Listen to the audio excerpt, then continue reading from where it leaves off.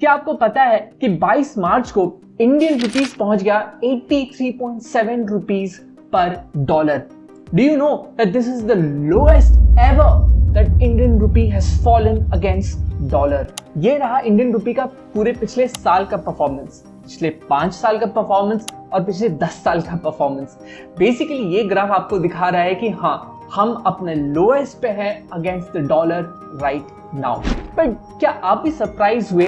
मतलब अभी 3 मार्च को ही तो आरबीआई गवर्नर शक्तिकांत दास ने कहा कि 2024 में जो एनएसए ने एस्टिमेट किया था कि इंडियन जीडीपी 7.6% से ग्रो करेगा, हम शायद उस नंबर को भी बीट करेंगे and we might grow at 8% for the year 2024। 8%। उसके अलावा यार सब कुछ ही तो अच्छा चल रहा है, इन्फ्लेशन कंट्रोल में है, इंडियन स्टॉक मार्केट नए नए रिकॉर्ड हाई टच कर रहा है। ये सब के बीच में इंडियन रुपी को ऐसा क्या हो गया? आई एम प्रीटी श्योर कि स्क्रॉल करते करते आपने भी ये हेडलाइन तो पढ़ा होगा, बट इसके पीछे एग्जैक्टली रीजन है क्या आपको क्लियरली पता है? कोई बात नहीं, everything that you should know about this headlines in the next 3 minutes. क्योंकि अगर कुछ इंटरेस्टिंग इकोनॉमिक और बिजनेस न्यूज है तो इस चैनल पे है, so that you stay informed and you stay ahead. चलो यार, हेडलाइंस को थोड़ा डिकोड करते हैं। Reasons for downfall. रुपी का डॉलर के अगेंस्ट गिरने के मेजरली 4 रीजंस है। पहला, सर्ज इन क्रूड ऑयल प्राइसेस। यह है पिछले महीने का क्रूड ऑयल का प्राइस चार्ट। $79 से बढ़ के दिस इज रीच्ड अबाउट $86। और दुनिया भर में जो ऑयल ट्रेड होता है वो होता तो है डॉलर्स में, और इंडिया भी भर भर के खरीदता है। इसका मतलब ये है कि अगर क्रूड का प्राइस बढ़ रहा है मतलब डॉलर्स का डिमांड बढ़ रहा है, और डॉलर्स का डिमांड बढ़ रहा है मतलब अ स्ट्रॉन्गर करेंसी। वैसे ये जो करेंसी फ्लक्चुएशन होता है ना, वो उन कंपनीज के लिए बहुत इंपॉर्टेंट हो जाता है जो फॉरेन वेंडर्स और कस्टमर्स के साथ काम करते हैं, जैसे मैं भी काम करता था। So whenever we used to do international oil and gas projects, तो ये करेंसी फ्लक्चुएशंस के अगेंस्ट प्रोटेक्शन के लिए कई बार कंपनी हेज भी करती है अपना रिस्क कम करने के लिए।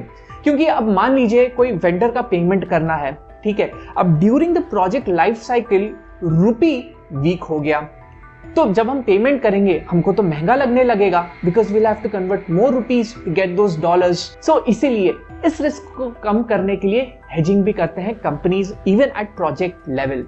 कुछ इंटरेस्टिंग था। दूसरे रीजन पे चलते हैं, why rupee fell against the dollar. Surge in gold price. ये है गोल्ड प्राइस का चार्ट, और इससे भी यही दिखता है कि gold has surged in recent times. But gold का रुपी और डॉलर से क्या कनेक्शन है? यू सी, इंडिया भी भर भर के गोल्ड खरीदता है। इनफैक्ट आरबीआई ने सिर्फ फरवरी में 6 टन गोल्ड खरीदा है, 6 टन, और जनवरी से अभी तक it has purchased about 13 tons of gold. और ये सारा गोल्ड ट्रांजैक्शन जो होता है वो तो डॉलर्स में ही होता है, मतलब डॉलर्स का ज्यादा डिमांड। Same funda. तीसरा reason, delayed US Fed rate cuts. US का इकोनॉमी थोड़ा सा बेटर परफॉर्म किया है than what people were expecting, यानी कि वहां का जो एम्प्लॉयमेंट डेटा आया है वो अच्छा आया है। इसीलिए जो उनका सेंट्रल बैंक है, जो यूएस फेड है, उसने जो रेट कट है, इंटरेस्ट रेट कट्स है, वो डिले कर दिया। फिर आप पूछोगे यार उसका रुपी और डॉलर से क्या कनेक्शन है यूएस फेड रेट्स का? यू सी, जब सेंट्रल बैंक का इंटरेस्ट रेट्स हाई होता है तो जो ट्रेजरी बॉन्ड्स होते हैं, जो सरकारी बॉन्ड्स होते हैं, उनका यील्ड भी हाई होता है, यानी कि रिटर्न्स भी हाई होता है। और ये जो रिटर्न्स होता है इसको ऑलमोस्ट रिस्क फ्री रिटर्न्स बोला जाता है। अब जो इन्वेस्टर्स होते हैं वो भी यही सोचते हैं कि यार मैं स्टॉक मार्केट जहां पे इतना रिस्क है उसमें पैसा क्यों डालूं अगर मेरा रिस्क फ्री रिटर्न ही अच्छा मिल रहा है। सो व्हाट हैपेंस कि बहुत सारे इन्वेस्टर्स स्टॉक मार्केट से पैसा निकाल के, दूसरे मार्केट से पैसा निकाल के ट्रेजरी बॉन्ड्स में डाल देते हैं, जिसका मतलब ये है कि डॉलर्स का डिमांड फिर से बढ़ जाता है, और यही हुआ। But again an interesting question, क्या इंडियन स्टॉक मार्केट जो रिकॉर्ड हाइस पहुंच रहा है वहां से भी फॉरेन इन्वेस्टर्स निकल रहे हैं? Net selling bye foreign investors in Indian stock market. Yes, Indian stock market में भी रिसेंट टाइम्स में नेट सेलिंग ही रहा है बाय फॉरेन इन्वेस्टर्स। इनफैक्ट 2024 में इन 4 महीनों में, यानी कि जनवरी, फरवरी, मार्च और अभी तक के अप्रैल में नेट सेलिंग ही रहा है इन 3 ऑफ दीज 4 मंथ्स। सिर्फ और सिर्फ मार्च में ही स्लाइट नेट परचेज रहा है बाय फॉरेन इन्वेस्टर्स। तो अब जब ये इन्वेस्टर्स निकलते हैं इंडियन स्टॉक मार्केट से तो रुपीस बेच के डॉलर्स कन्वर्ट करके जाते हैं। इसका मतलब क्या कि डॉलर का डिमांड ज्यादा, रुपीस का demand come, and that is why the dollar becomes stronger. So no problem with Indian economy. So मोटा मोटी नहीं, रुपी का डॉलर के अगेंस्ट गिरने में इंडियन इकोनॉमी का ऐसा कोई मेजर कंट्रीब्यूशन नहीं रहा है दिस टाइम। मेनली ये एक्सटर्नल फैक्टर्स ही रहे हैं। इनफैक्ट ये एक्सटर्नल फैक्टर्स ऐसे हैं कि खाली रुपी के अगेंस्ट नहीं, दुनिया के बाकी बड़े करेंसीज के अगेंस्ट भी डॉलर स्ट्रॉन्गर हुआ है। ये है डॉलर इंडेक्स। अब ये क्या है? डॉलर इंडेक्स सिंपली एक इंडेक्स है जो डॉलर का strength against major world currencies measure करता है and this has reached its highest in 3 months. So मोटा मोटी हम इस बार ये कह सकते हैं कि डॉलर स्ट्रॉन्गर हुआ है, रुपी वीकर नहीं हुआ है।